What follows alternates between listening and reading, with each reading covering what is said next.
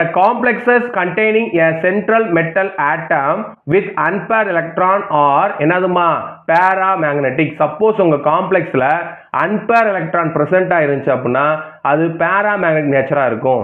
If all the electrons are paired எல்லாமே paired இருந்துச்சு அப்படின்னா then the complex will be diamagnetic. இதை represent பண்றதுக்கு ஒரு மார்க் இருக்கு, இதுல 6 மார்க் கொடுப்பாங்க கொஸ்டின்ல. சரிங்களா?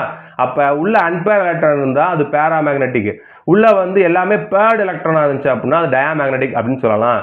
அடுத்து கவனிங்க, ரொம்ப முக்கியமான point. Ligand such as carbonyl CO, cyanide, அடுத்து ethylene diamine, அடுத்து ammonia present in the complexes cause pairing of electrons present in the central metal atom.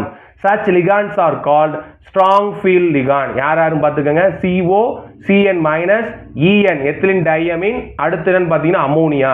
இவங்க எல்லாம் பிரசன்ட் ஆயிருந்தாங்கன்னா அன்பேர் எலக்ட்ரான் காம்ப்ளெக்ஸ்ல இருந்துச்சு, மெட்டல் அயான்ல இருந்துச்சு அப்படின்னா அதை தான் பேர் ஆக்கிடுவாங்க அப்படின்னு சொல்றாங்க. இது நீங்க எக்ஸாம்பிள் பார்க்கும்போது உங்களுக்கு புரியும் என்ன விஷயம்ன்றது. ஸோ இவங்களெல்லாம் ஸ்ட்ராங் ஃபீல்ட் லிகாண்ட் சொல்லுவாங்க.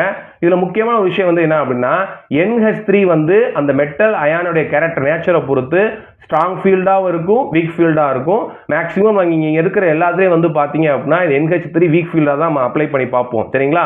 மேக்ஸிமம் இந்த CO, CN மைனஸ் இவங்க 2 பேர் தான் ஸ்ட்ராங் ஃபீல்டாக நம்ம காம்ப்ளெக்ஸில் வருவாங்க. அதனால் இவங்களை மட்டும் நல்லா மனசில் வச்சுக்கோங்க.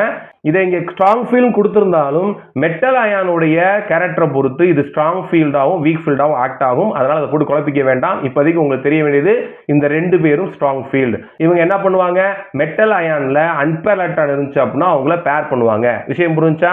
அடுத்து பாருங்க, greater the overlapping between the ligand orbitals and the hybridised metal orbital greater in the bond strength. So மெட்டலுக்கும் சரி அந்த லிகாண்டுக்கும் சரி ஓவர்லாப் அதிகமாக இருந்துச்சு அப்படின்னா பாண்ட் ஸ்ட்ரென்த் வந்து கிரேட்டரா இருக்குன்னு சொல்றாங்க. ஓகேவா?